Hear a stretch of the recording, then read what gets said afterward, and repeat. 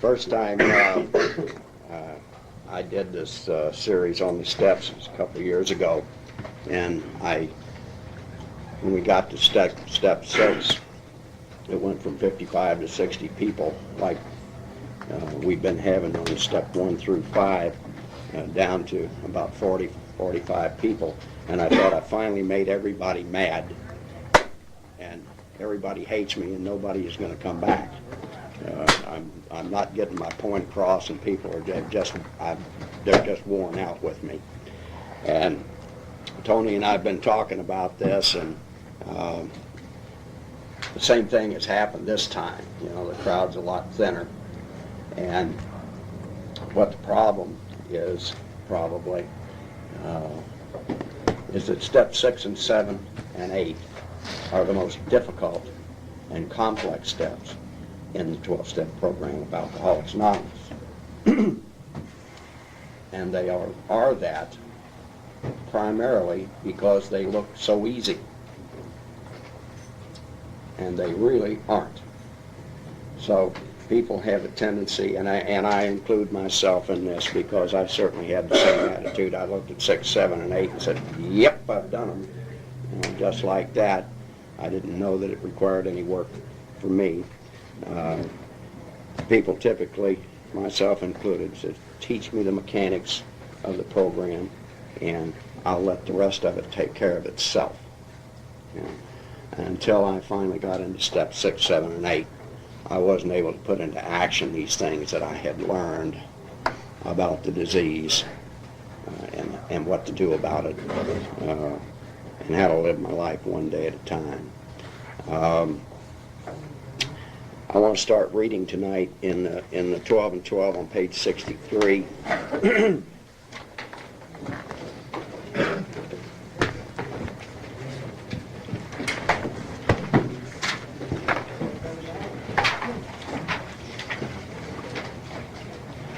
And what we're talking about here in step 6, 7, and 8 is simply this. It says this is the step that separates the men from the boys and the women from the girls. Because in how it works that Dan read, it says they are naturally incapable of grasping and developing a manner of living which demands rigorous honesty.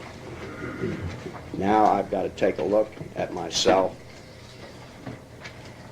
and make some decisions about how I'm going to live my life. And I'm about to cross over a watershed, or I'm about not to cross over a watershed. Because once I have done what step 6 tells me to do, then I have made a commitment. Just like the decision that I made in step 3. The admission that I had made in step 1. I've made a commitment to myself. But if I don't take this step seriously, I am unable to make a commitment. If I think this step is easy, I am unable to make a commitment. I'm back to making resolutions rather than decisions that Dr. Silkworth talks about, which is one of the attributes of the psychopathic personality that we've talked about in this meeting. Separates the men from the boys and the women from the girls. So declares a well-loved clergyman who happens to be one of AA's greatest friends. He goes on to explain that any person capable of enough willingness and honesty to try repeatedly step 6 on all his faults without any reservation whatever, and that's in italics, without any reservations whatever, has indeed come a long way spiritually, and is therefore entitled to be called a man who is sincerely trying to grow in the image and likeness of his own Creator. And by the time we get to step 6, we should have started to acquire this thing that's back in Appendix 2 is called God consciousness. And I'd like to go back to page 569 and read Appendix 2 in its entirety. We haven't done that. We've read a few sentences here and there. If you weren't here when we talked about this before, when the second edition of this book was published, they conceded that they had made a fundamental error in the text of this book. They had conveyed the illusion that this spiritual experience that we are in search of occurs only as described on page 27. You don't need to flip back there. But a vital spiritual experience appears to be in the nature of a huge emotional displacement and rearrangements. Ideas and emotions and attitudes which were once the guiding forces of the lives of these men are suddenly cast to one side, and a completely new set of conceptions and motives begin to dominate them. So they concluded that they had conveyed to us that the only way this was going to work in my life is if I had this thunderbolt experience, this sudden upheaval, this vast rearrangement in a microsecond. And back here in step 2, they correct that error. It says the terms spiritual experience and spiritual awakening are used many times in this book, which upon careful reading shows that the personality change sufficient to bring about recovery from alcoholism has manifested itself among us in many different forms. So there is no one way to faith to this vital spiritual experience.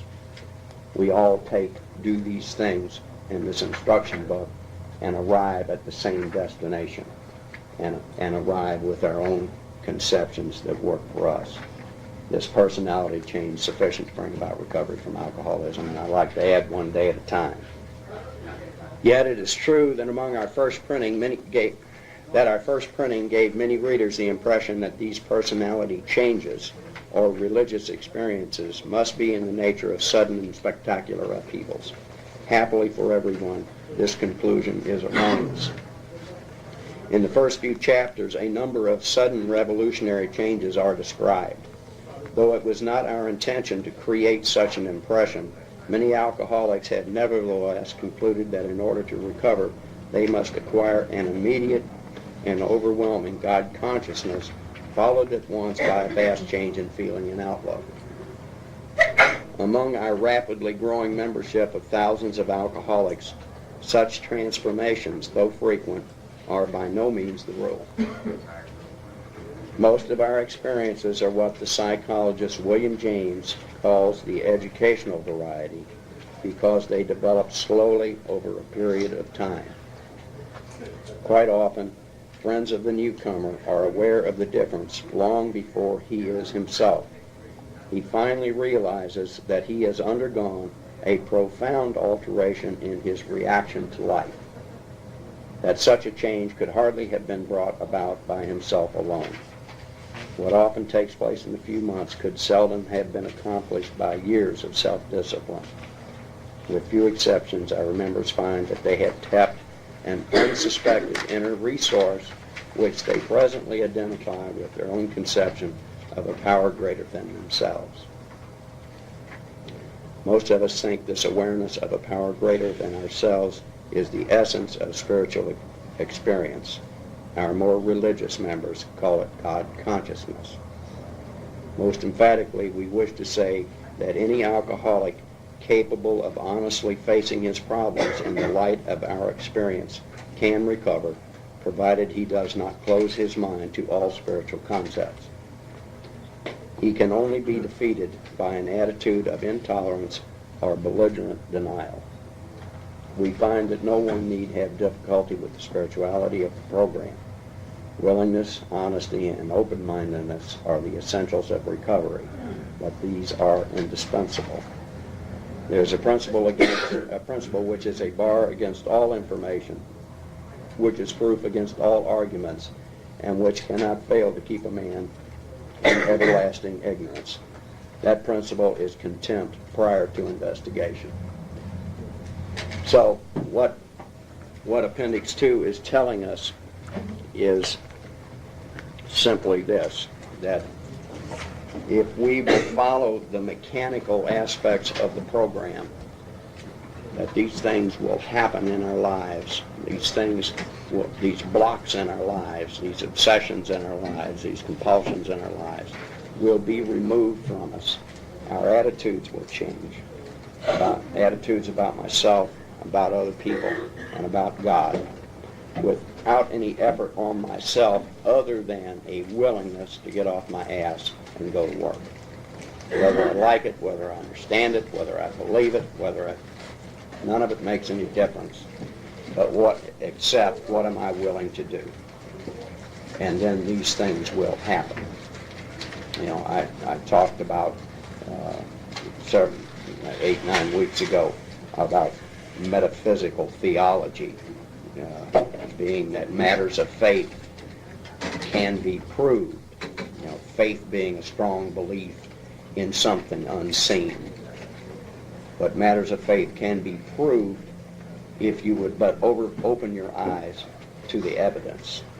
And by the time we get to the sixth step, our eyes have begun to open a little bit to the evidence in our life that we are gathering by trying to put these spiritual principles into action. You know, I'm told to do something. I go do it, and I take a look at the results. That worked out better than if I had hatched my own scheme. You know, so I go do it. I get told to do something else, and I go do it. I get better results.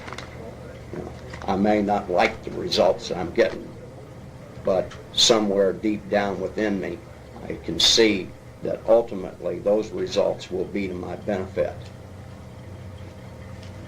rather than immediate gratification, which will result in something in the future which I won't like. You know. Back to the 12 and 12. Of course, the often disputed question of whether God can and will, under certain conditions, remove defects of character will be answered by a prompt affirmative by almost any AA member. To him, this proposition will be no theory at all. It will be just about the largest fact in his life. He will usually offer his proof in a statement like this: sure, I was beaten, absolutely licked. My own willpower just wouldn't work on alcohol. Change of scene, the best efforts of family, friends, doctors, and clergymen got no place with my alcoholism. I simply couldn't stop drinking, and no human being could seem to do the job for me. But when I became willing to clean house and then ask a higher power, God as I understood him, to give me release, my obsession to drink vanished. It was lifted right out of me. In AA meetings all over the world, statements just like this are heard daily.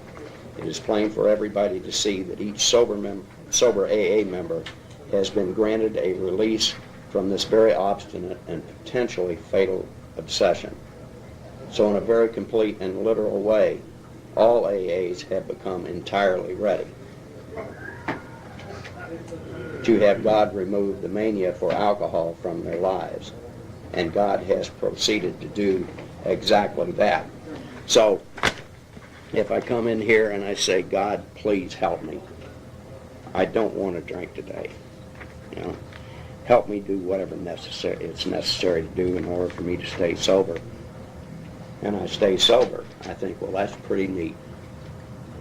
You know, but thank you very much, God, but I really don't need your help in the rest of my life because I'm doing okay. Nobody else agrees with me, but I'm doing okay.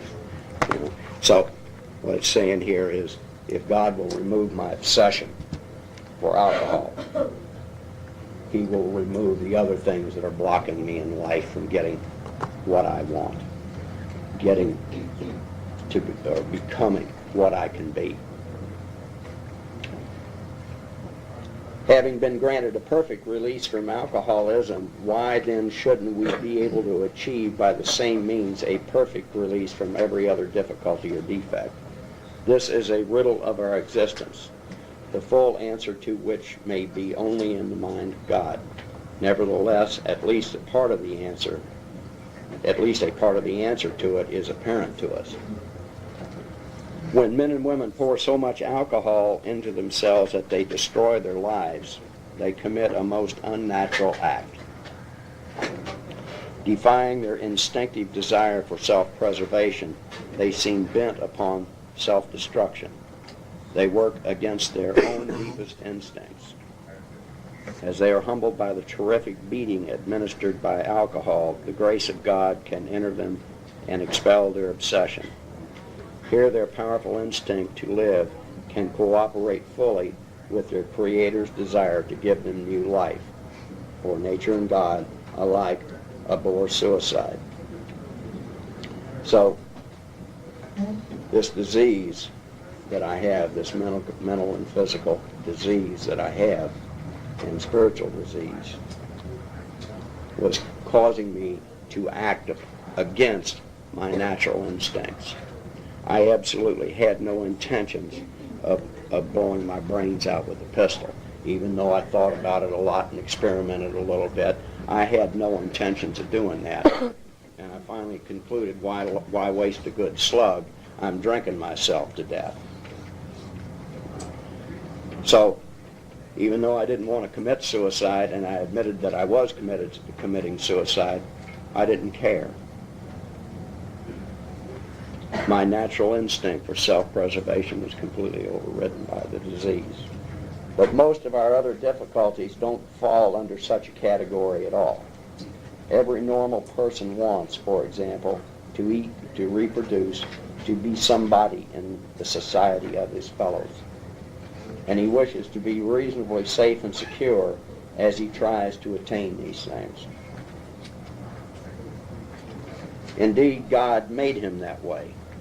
He did not design man to destroy himself by alcohol, but he did give man instincts to help him stay alive. Okay, in step 4 on the first page in this book, it talks about misdirected instincts. That's what we're dealing with. It's the same instincts that every human being has. For some reason we misuse them. But whatever is wrong with us is correctable. It is nowhere evident, at least in this life, that our Creator expects us to fully eliminate our instinctual drives. So far as we know, it is nowhere on the record that God has completely removed from any human being all his natural drives. Since most of us are born with an abundance of natural desires, it isn't strange that we often let these far exceed their intended purpose. And that's where we get in trouble. You know, when I want to get more out of the satisfaction of my instincts than God intended for me to get. You know, a normal, healthy sex life, for example, isn't exactly what I want. You know, I want more of it. I want more than's really healthy for me or anybody else. You know, and we get back into the 7 deadly sins of the gluttony and all that, envy and greed. When they drive us blindly, or we willfully demand that they supply us with more satisfactions or pleasures than are possible or due us, that is the point at which we depart from the degree of perfection that God wishes for us here on earth. And I don't know whether I've talked about this in this session or not.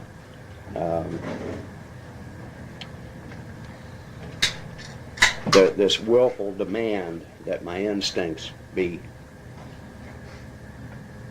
oversupplied, you know, is a thing that is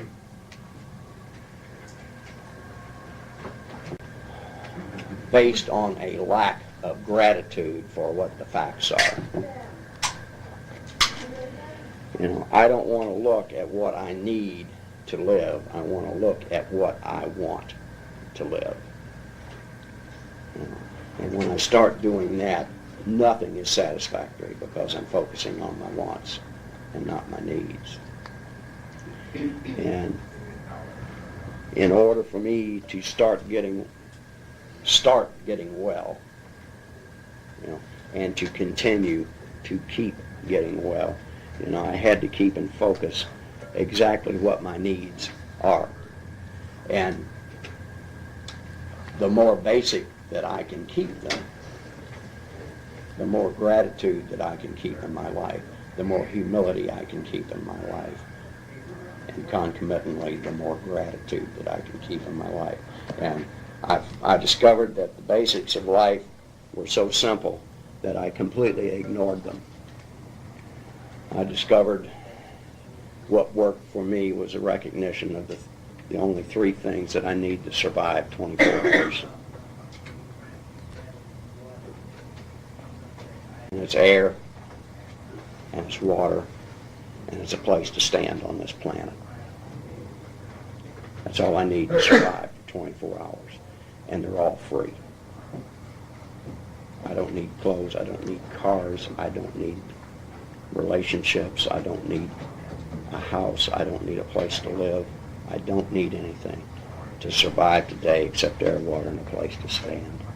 Now, I may not be comfortable, but I may have more tomorrow if that's all I have today. But those are so,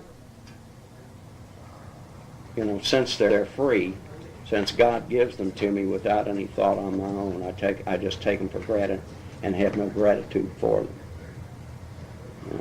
And everything else that I have over and above those three things is really gravy. It's a frill. If I've got something to eat and something to wear and somebody to talk to, I've got more than I need to live. I like to read back on page 560 in the big book.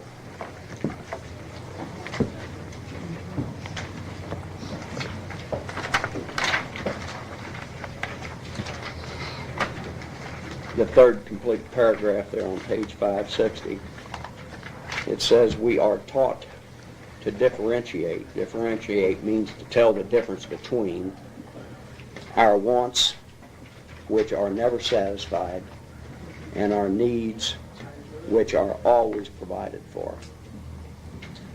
We cast off the burdens of the past and the anxieties of the future as we begin to live in the present one day at a time. We are granted the serenity to accept the things we cannot change and thus lose our quickness to anger and our sensitivity to criticism. And the next sentence in the next paragraph, it says, above all, we reject fantasizing and accept reality. And reality is simply this, that I have never, in my entire life, drunk or sober, ever needed anything to live that I didn't have. Never. I didn't work for a number of years, and I don't know how in the hell I lived. But I always had an apartment. I wasn't married, lived by myself. I always had a car. I don't know how I paid for it. I didn't file tax returns for those years. So I don't know where the money came from. I was never evicted. I never had a car repossessed. I never had a car paid for. I ate a lot of popcorn and beans out of the can. I remember that. And I drank a lot of scotch. I remember that. But I don't know where the money came from. I really don't. I remember doing a few things here and there. But other than that, I know that wasn't sufficient to make a living. It just happened. And even though I was doing everything in what would be considered the opposite of what God's will would be for me about how I ultimately ended up living my life, I was still provided with all these things. It was God's will for me to live my life that way then, too. And He still took care of me. in abundance. So I have to reduce what I think my needs are down to the very basic elements and realize where they come from. And realize that when some of my wants are satisfied, then it's truly a gift from God. Because as long as I am reasonable about what I want, if I can keep my life simple, God only has two answers to my prayers. Yes, and not now. He never says no.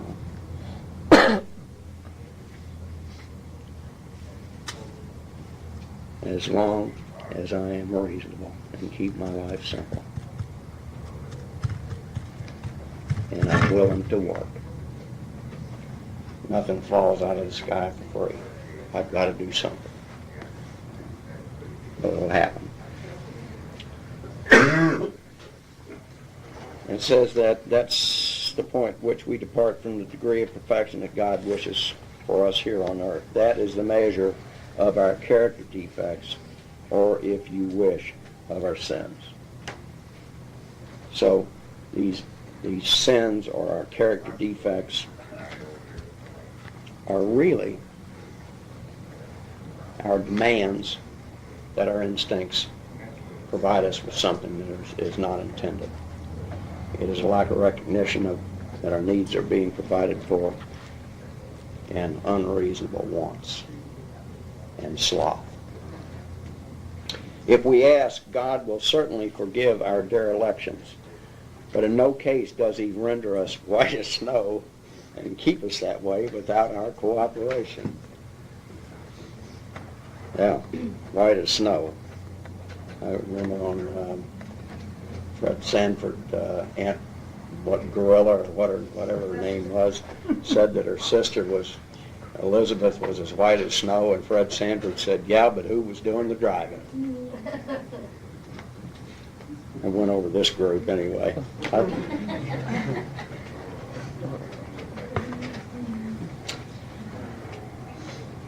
That is something we are supposed to be willing to work towards ourselves.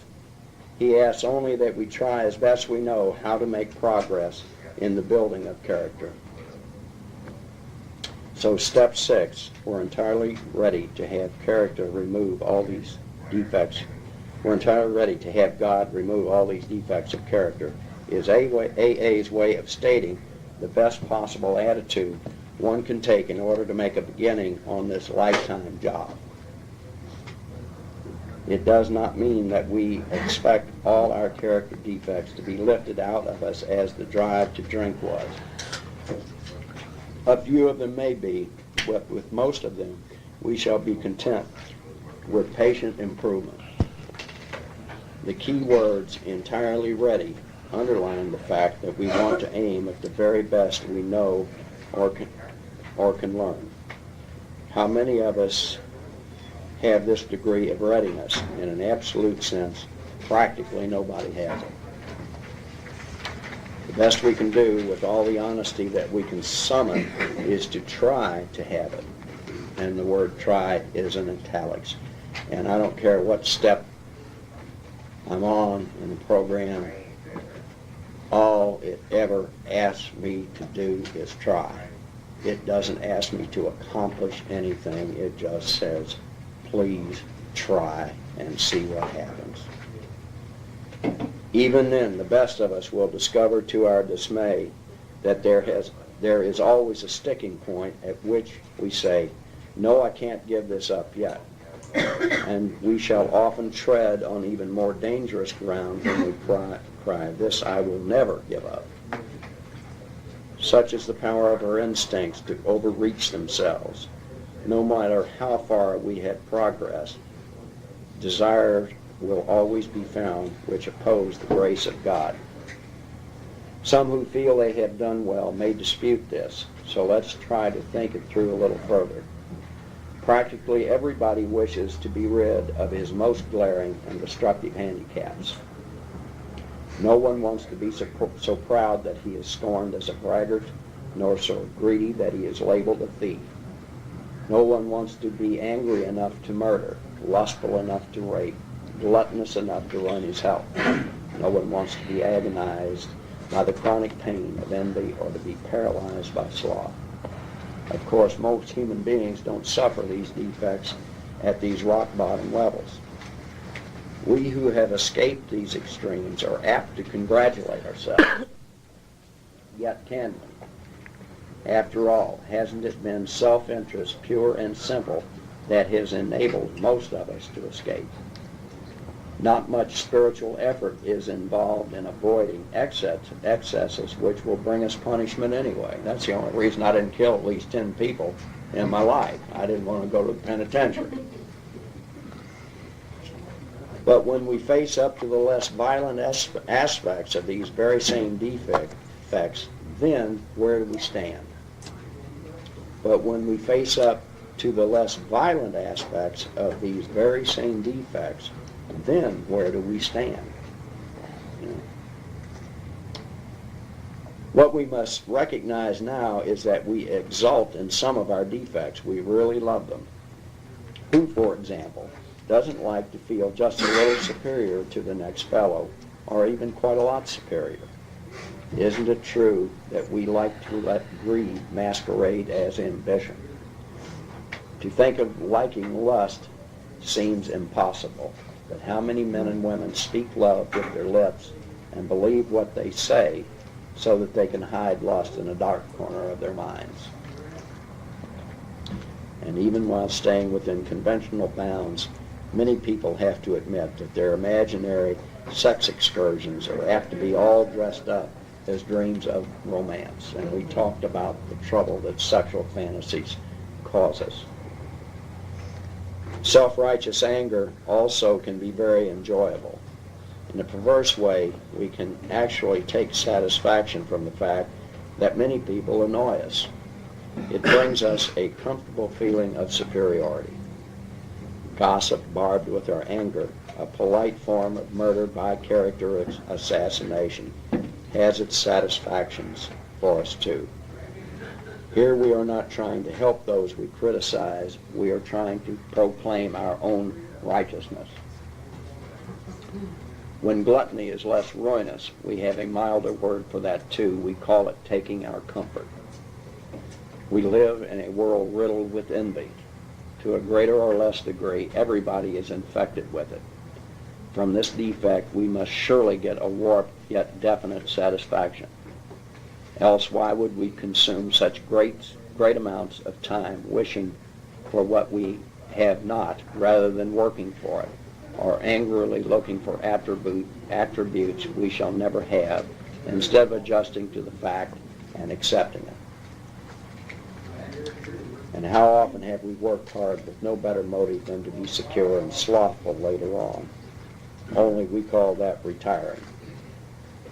Consider, too, our talents for procrastination, which is really sloth in 5 syllables.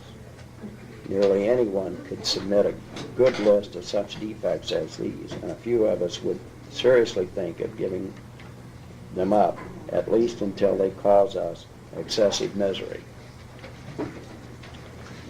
Some people, of course, may conclude that they are indeed ready to have all such defects taken from them. But even these people, if they construct a list of still milder defects, will be obliged to admit that they prefer to hang on to some of them. Therefore, it seems plain that few of us can quickly or easily become ready to aim at spiritual and moral perfection. We want to settle for only as much perfection as will get us by in life, according, of course, to our various and sundry ideas of what will get us by. So the difference between the boys and the men and the women and the girls is the difference between striving for the self-determined objective and the perfect objective, which is of God. And of course, when we get to step 7, we're going to talk about the function of pain in this. But you know, in my recovery, I have always been willing to do what would get me out of pain today, and I go along pretty on a pretty even keel, and then another one of these little blips would come up on the radar screen, and I'd have to make a decision about whether I was willing to change myself so that that wouldn't occur again. So I've always gone up in stair steps, in dealing with these things as the pain arises. When the message comes, do something, this doesn't work anymore, and your goal is to lead a relatively pain-free life. Many will at once ask, how can we accept the entire implication of step 6? Why, that is perfection. This sounds like a hard question, but practically speaking, it isn't. Only step 1, where we made the 100% admission we were powerless over alcohol, can be practiced with absolute perfection. The remaining 11 steps state perfect ideals. They are goals toward which we look, and measuring sticks by which we estimate our progress. Spiritual progress, not spiritual perfection. Seen in this light, step 6 is still difficult, but not at all impossible. The only urgent thing is that we make a beginning and keep trying, and there it is again. I've got to get up and get started, and then just try. The only urgent thing is that we make a beginning and keep trying. If we would gain any real advantage in the use of this step on problems other than alcohol, we shall need to make a brand new venture into open-mindedness. We shall need to raise our eyes toward perfection and be ready to walk in that direction. It will seldom matter how haltingly we walk. It doesn't make any difference. We just need to start walking. The only question will be, are we ready? Looking again at those defects we are still unwilling to give up, we ought to erase the hard and fast lines that we have drawn. Perhaps we shall be obliged, in some cases, still to say, this I cannot give up yet. But we should not say to ourselves, this I will never give up. Let's dispose of what appears to be a hazardous open end we have left. It is suggested that we ought to become entirely willing to aim toward perfection. We note that some delay, however, might be pardoned. That word, in the mind of a rationalizing alcoholic, could certainly be given a long-term meaning. He could say, how very easy. Sure, I'll head toward perfection, but I'm certainly not going to hurry any. Maybe I can postpone dealing with some of my problems indefinitely. And I know in my own case I harbored those feelings, there's no reason to jump into this thing, I may never have to deal with some of this stuff. And I ended up having to, but that's okay. Of course, this won't do. Such a bluffing of oneself will have to go the way of another pleasant rationalization. At the very least, we shall have to come to grips with some of our worst character defects and take action toward their removal as quickly as we can. The moment we say no never, our minds close against the grace of God. Delay is dangerous, and rebellion may be fatal. And there it is again. The only urgent thing is that we make a beginning and keep trying. Delay is dangerous, and rebellion may be fatal. This is the exact point at which we abandon limited objectives and move towards God's will for us. And that's Bill's commentary on step 6. Let's read the directions starting on page 75 in the big book.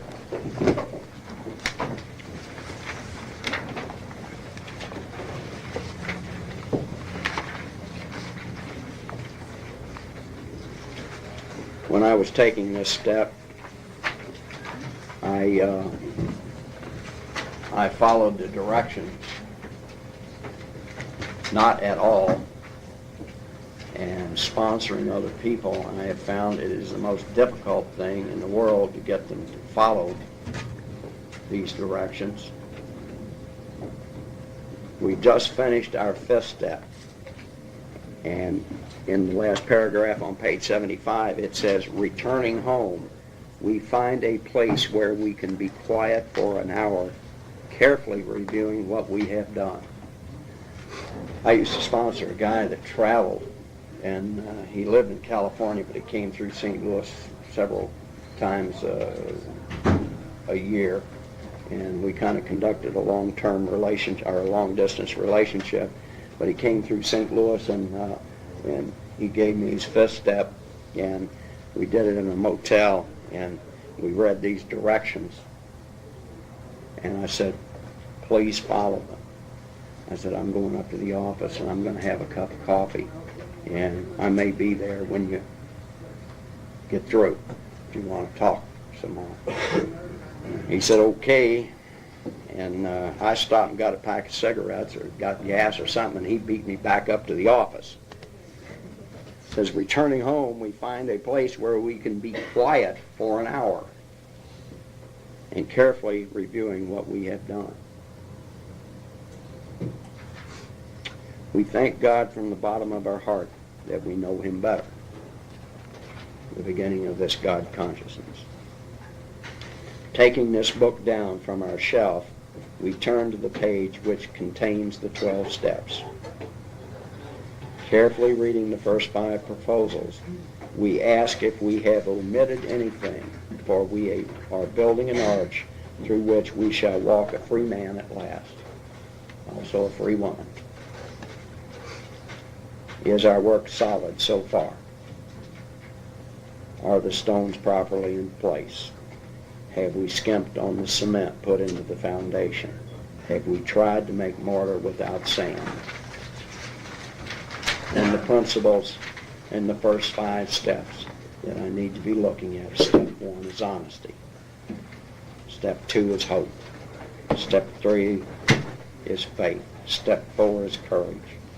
And step 5 is integrity.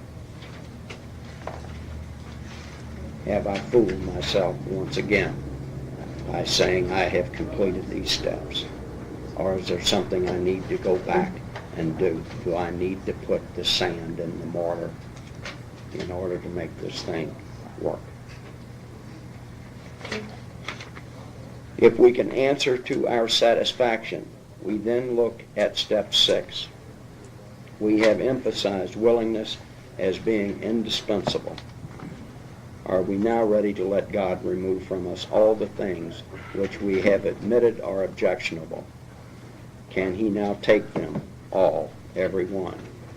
If we still cling to something, we will not let go. If we still cling to something, we will not let go. We ask God to help us to be willing. And that concludes step 6, and thanks for listening.